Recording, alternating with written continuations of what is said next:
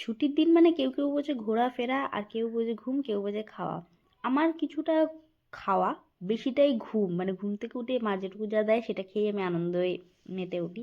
যাই হোক, আমাদের বাড়িতে সেদিনকে একটু স্পেশাল মেনু ছিল, ছুটির জন্য অনেক কিছুই ছিল। তো কলা পাতায় খাওয়ার একটা আমার খুব ন্যাক আছে, মানে খুব ভালো লাগে কলা পাতায় যদি একটু খাওয়া টাওয়া যায়, বেশ ভালো লাগে। আমি ভেটকি মাছের পাতুরি বানিয়েছিলাম নিজের হাতে, আর মাম্মামও নিজের হাতে সেদিনকে ভাত খাচ্ছিল, প্লাস আমাকে খাইয়ে দিচ্ছিল, কারণ কলা পাতা, মানে কলা পাতায় ও যখন ভাতটা দিয়েছিল ও বেশি ইন্টারেস্টিং লেগেছে। ও মনে হয় এই বয়স অব্দি কোনোদিনও খায়নি, তো ও তার জন্য যতটা দেওয়া হয়েছে সব খেয়েছে। তো আমিও এখানে বেশ ভেটকি মাছের পাতুরিটা টেস্ট করে দেখলাম, খুব অসাধারণ, খুব দারুণ বানিয়েছে।